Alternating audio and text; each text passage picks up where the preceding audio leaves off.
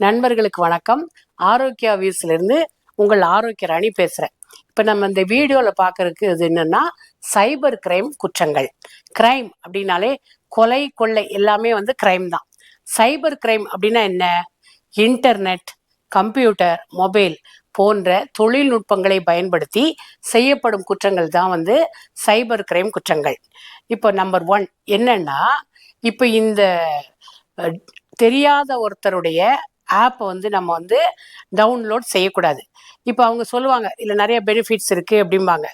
ஆனால் உடனே நம்ம அதை நம்பி அந்த லிங்கை கிளிக் பண்ணி டவுன்லோட் பண்ணிட்டா என்ன ஆகும்னா, நம்மளை பற்றின பர்டிகுலர்ஸ் எல்லாம் அவங்களுக்கு போயிடும். நம்ம பேங்க் அக்கௌண்ட்டில் உள்ள எல்லா பணத்தையும் அவங்க எடுத்துப்பாங்க.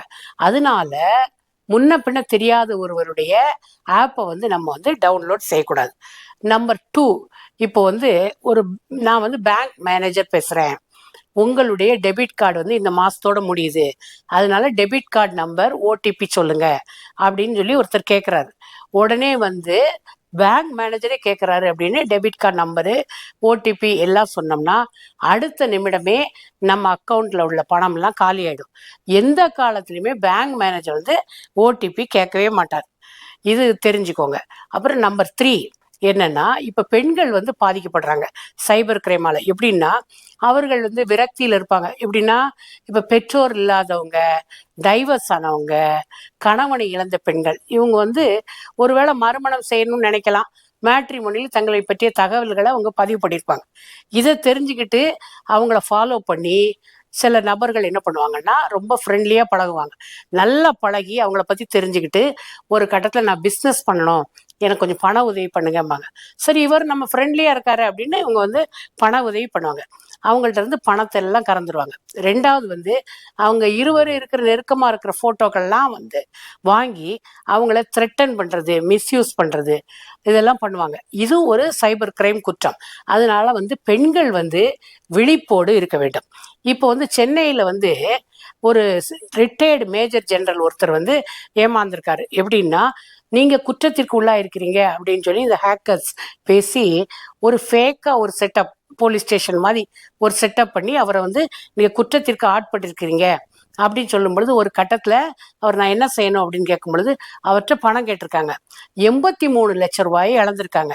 ரொம்ப தாமதமாக தான் அவருக்கு தான் பணம் இழந்திருப்பது தெரிய வருது. இதே மாதிரி சிங்கப்பூர்ல ஒரு லேடி தடை செய்யப்பட்ட பொருள் உங்க பக்கம் வந்திருக்குது, உங்களுடைய முகவரிக்கு வந்திருக்கு, அதனால நாங்க என்ன செய்யணும், நீங்க தேவைப்படுகிற பணத்தை அனுப்பி வைங்க அப்படின்னு சொல்லி சொல்றாங்க.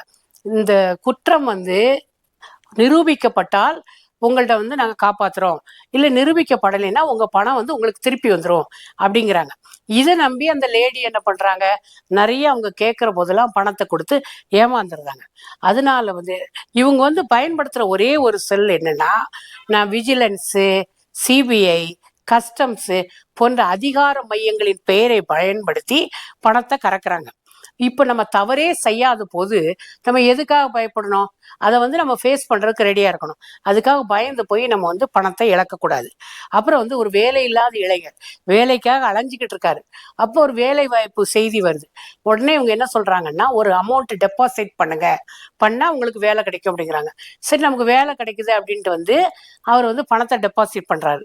வேலை அந்த வேலை கிடைக்குங்கிற நம்பிக்கையில் அவர் பண்ணுறாரு. பணம் கை மாறின உடனே நம்பரை பிளாக் பண்ணியிருந்தாரு. இது மாதிரி ஒரு குற்றங்கள் நடக்குது.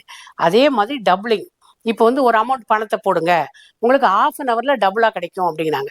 பேராசை கொண்டவர்கள் என்ன பண்றாங்க, 1/2 hourல டபுளா பணம் கிடைக்குதா அப்படின்னு நினைச்சு அந்த பணத்தை போடுறாங்க. இந்த பணத்தை போட்டோன்னே ஒரு இடத்துல பணம் மாட்டிக்கிருச்சு, இன்னும் கொஞ்சம் கொடுங்க அப்படின்னு எவ்வளவு அவர்களால் கறக்க முடியுமோ அந்த அளவுக்கு பணத்தை கறந்துடுறாங்க. ஒரு கட்டத்துல பணத்தை கொடுத்தவர் தான் ஏமாந்த நிலையை தெரிகிறார். அதற்கப்புறம் அவர் கேட்கும் பொழுது அந்த நம்பர் சுவிட்ச் ஆஃப் செய்யப்படுது. இது மாதிரி குற்றங்களும் நடக்குது. இப்போ சமீபத்துல ஒரு செய்தியை பார்த்தேன். இப்போ ஒரு லேண்டை காட்டுறாங்க, காட்டி உங்க கனவு இல்லத்தை நாங்க கட்டி தரோம் அப்படிங்கிறாங்க. இப்போ நார்மலா பில்டர்ஸ் என்ன பண்ணுவாங்கன்னா, ஸ்டெப் பை ஸ்டெப்பா ஒவ்வொரு வேலையா முடிச்சு பணம் வாங்குவாங்க. இப்போ இவர் என்ன சொல்றாருன்னா, நீங்க என்ன நினைக்கிறீங்களோ அதை நாங்க செய்யறோம், ஃபுல் அமௌண்ட்டை நீங்கள் பே பண்ணுங்கிறாங்க. அவர்களும் என்ன நினைக்கிறாங்க, நமது கனவு இல்லத்தை வந்து இவர் கட்டி தருவார் அப்படின்னு சொல்லி ஃபுல் அமௌண்ட்டு பே பண்ணியிருந்தாங்க. கடைசியில் ஒரு செங்கலை கூட வச்சு எந்த ஒரு வேலையுமே தொடங்கப்படல. இது ஒரு சைபர் கிரைம் குற்றம். இது மாதிரி குற்றங்கள்லாம் பெருகிக்கிட்டே இருக்கு. குற்றங்கள் வந்து ஆதி காலத்துல இருந்தே இருக்கு, நிறைய குற்றங்கள் இருக்கு. ஆனா ஏமாறுகிறவர்கள் தான் புதுசு புதுசா ஏமாந்துகிட்டே இருக்காங்க. இப்போ இந்த மாதிரி குற்றங்களை நம்ம என்ன பண்ணோம்னா 1930 இந்த சைபர் கிரைம் செல்லுக்கு வந்து நம்ம வந்து கம்ப்ளைண்ட் ரிஜிஸ்டர் பண்ணிடணும். உடனே அவங்க என்ன பண்ணுவாங்கன்னா, யார் ஏமாத்துறாங்களோ சம்பந்தப்பட்ட நபரினுடைய அக்கௌண்ட்டை வந்து ஃப்ரீஸ் பண்ணிடுவாங்க. நம்ம பணத்தை வந்து பெற்று தருவதற்கு அவர்கள் வந்து எல்லா வித முயற்சியும் செய்வாங்க. இதை வந்து நம்ம பண்ணணும். ரெண்டாவது வந்து ஏமாறுகிறவர்கள் இருக்கிற வரைக்கும் தான் ஏமாத்துறவங்களும் இருந்துகிட்டே இருப்பாங்க. நம்ம ரொம்ப கவனமா இருக்கணும். ஒரு பணம் வந்து நமக்கு ஈஸியா கிடைக்குது அப்படின்னா நம்ம நம்ப கூடாது. ஒண்ணு அது சட்டவிரோதமான பணமா இருக்கணும், இல்லைன்னா அது தவறான வழியில வந்த பணமா இருக்கணும். அதனால வந்து ஈஸியா கிடைக்குதுன்னு நம்ம வந்து சந்தோஷப்படக்கூடாது. எப்பொழுதுமே கஷ்டப்படுற பணம் தான் நம்மகிட்ட இருக்கும். ஆனா அதே நேரம் நம்ம கஷ்டப்பட்டு உழைக்கிற பணத்தை வந்து நம்ம வந்து உட்கார்ந்த இடத்திலேயே நம்ம உழைப்பை சுரண்டிக்கிற சைபர் கிரைம் ஹேக்கர்களுக்கு நம்ம வந்து விட்டு கொடுத்துடக்கூடாது. ரொம்ப வந்து கவனமா இருக்கணும். இதுல வந்து ரெண்டே விஷயம் என்னன்னா, ஒண்ணு அறியாமை, இன்னொன்று வந்து பேராசை. இந்த ரெண்டையும் வந்து நம்ம ஒரு தெளிவான சிந்தனையோடு நம்ம அணுகினோம்னா நமக்கு வந்து இந்த மாதிரி ஏமாற்றங்கள் வராது. இது வந்து இந்த வீடியோ வந்து முழுக்க முழுக்க ஒரு விழிப்புணர்வு வீடியோவா தான் நான் உங்களுக்கு சொல்றேன்.